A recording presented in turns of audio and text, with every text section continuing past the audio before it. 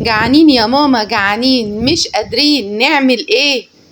الفريق كله اتفق عليا وقالوا لي وحكموا عليا اني لازم ان انا اطبخ، وانا بجد الجو حر جدا وما كنتش قادره لا انزل اروح السوق ولا الف ولا اجيب خضار ولا.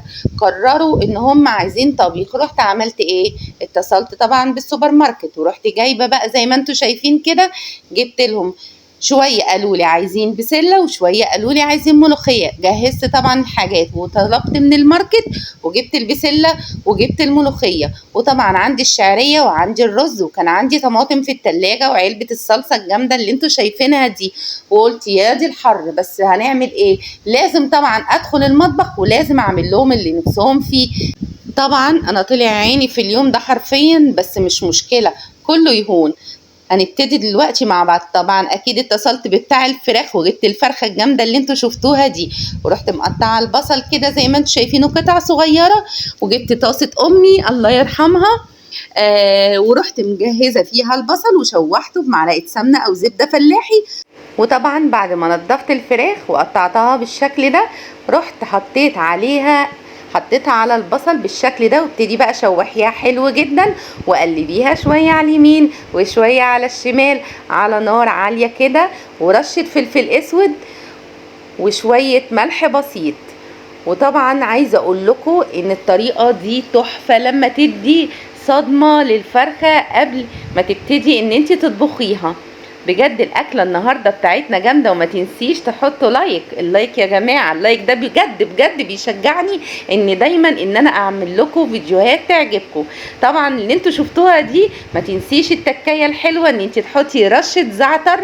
الزعتر ده بينقل الفراخ نقله تانية خالص. وابتدي بقى شوحيها بالشكل اللي انتوا شايفينه ده.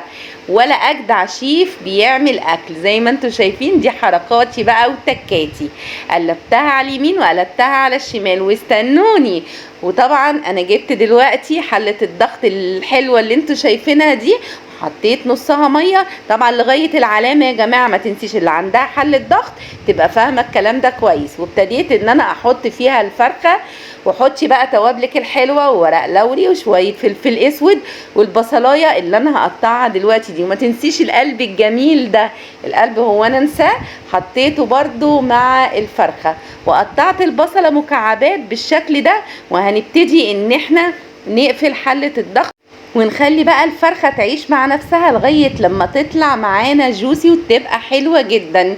فين اللايك يا جماعة والمتابعة للصفحة؟ عشان ده بجد بيشجعني دايما، وانا طبعا ببقى سعيدة بالكومنتات الجامدة اللي انتوا بتكتبوها لي على صفحتي.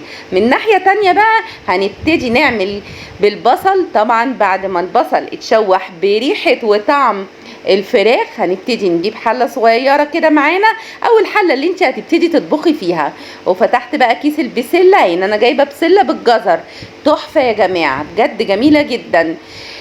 وهنبتدي بقى نحطها على البصله. وطبعا ما تنساش التوابل الجامده بتاعتنا برضو، الفلفل اسود وشويه كمون.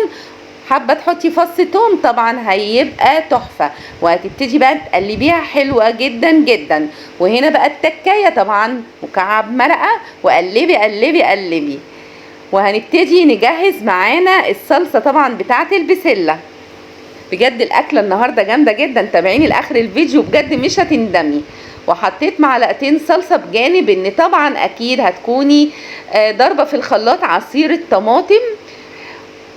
ومن الناحية التالتة بقى يا جماعة احلى ملوخية بشوربة الفراخ. جبت شوية شوربة من الفراخ طبعا بعد ما استوت، وحطيت عليها كيس الملوخية. بصراحة النهاردة انا كنت مستعجلة، يعني ولا رضيت ان انا اروح سوق ولا حاجة، كله سريعا.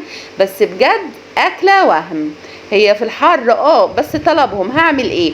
هم عايزينه، كان نفسهم ان هم ياكلوا اكلة كده طبيخ.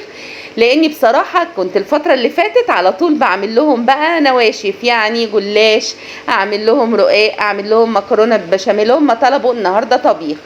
وهنا طشة الملوخية الجامدة طبعا على الوش، وكانت جاهزة معانا احلى ملوخية والسمك بتاعها زي ما انتوا شايفينه. وهنعمل بقى شوية رز جامد كده.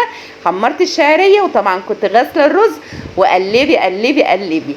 طبعا مش هنسيب ولا رزاية فيها، وقلبيها حلو جدا. حابه بقى انت طبعا بتكوني مجهزه معاكي الميه المغليه اللي هتحطيها على الرز، او وطبعا شويه شوربه بقى من بتاعه الفرخه.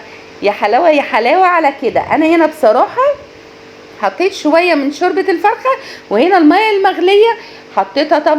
طبعا بنسقي الرز يا دوب لغايه فوقيه بحاجه بسيطه جدا، وقلبيها حلو جدا.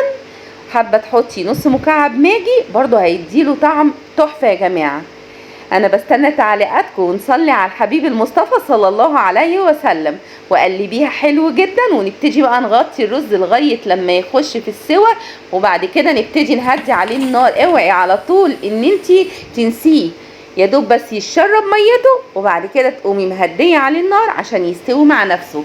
هنا البسله انا حطيت الصلصه طبعا، وبعدين حطيت الصلصه اللي ضربتها في الخلاط زي ما انتوا شايفين كده. بصوا الجمال بصراحه تحفه. طبعا شويه شوربه من بتاعه الفرخه. شفتوا احنا استفدنا من شوربه الفرخه للملوخيه وللرز وللبسله كمان. ادي الفرخه الجامده بتاعتنا. عايزه اقول لكم ان دي اختراع بقى عندي. الاختراع ده والجهاز اللي انتوا شايفينه ده شوحت فيه، بدل ما اقعد اقلي بقى على البوتاجاز وسمنه بقى وزيت وكلام من ده، لا يا دوب. الاختراع ده على فكره جامد جدا يا جماعه. الخبازه بتاعت العيش دي، وبرده ممكن ان انت تشوي فيها اي حاجه، يا دوب مش هياخد وقت معاكي. ادى لون زي ما انتوا شايفين. بصوا الفرخه ولا زيت بقى ولا سمنه، يا دوب دهنايه بسيطه جدا لوشها، طلعت احلى فراخ. بصوا الجمال تحفه تحفه تحفه تحفه، وجوسي كمان زي ما انتوا شايفين. وهوريكم دلوقتي كمان. بصوا اول لما طلعت معانا انا من حلاوتها، وما خدتش اقل، اقول لكم من ايه، اقل من ايه 3 دقايق. 3 دقايق يا جماعه، يا دوب بس تحت السخان ادت اللون اللي انتوا شايفينه. بصوا القرمشه تحفه بجد. انا انبهرت لما جربت فيها الفراخ بالشكل ده. وطبعا هنفرغ الاكل الجميل بتاعنا. شايفينه؟ بصوا البسله لونها تحفه، والطعم اجمل واجمل. والملوخيه الجميله بتاعتنا شايفين اللون بتاعها، لون الخضار الفاتح بتاعها. شايفين؟ انا حبيت بصوا يبقى كل حاجه قدامكم، حاجات جامده يا جماعه. هو ده الاكل المصري التحفه بتاعنا، اللي فعلا لا غنى عنه، ولا شتاء بقى ولا صيف ولا كلام من ده. هم اي نعم تعبوني اليوم ده، بس على قلبي زي العسل. اللي كان نفسهم فيه انا عملته لهم. والرز طبعا طالع مفلفل بالشكل ده، الرز بالشعريه بتاعنا، واجمل فراخ متشوحه على يدوب السخان ادت لون. واكلتنا الجامده. اتمنى النهارده تكون عجبتكم، ويكون الفيديو خفيف على قلوبكم. بجد النهارده اكلتنا كانت حلوه حلوه حلوه. متنسينيش بقى في اللايك يا جماعه. سلام.